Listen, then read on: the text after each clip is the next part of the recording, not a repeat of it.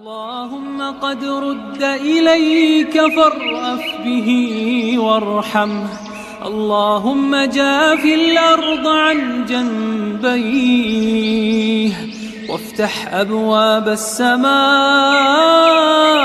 لروحه وتقبله منك بقبول حسن يا أرحم الراحمين.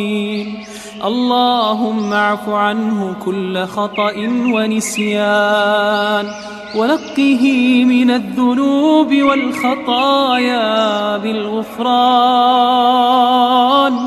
وجازه إحسانا بإحسان وأعتقه من النيران واحشره مع المتقين الأخيار.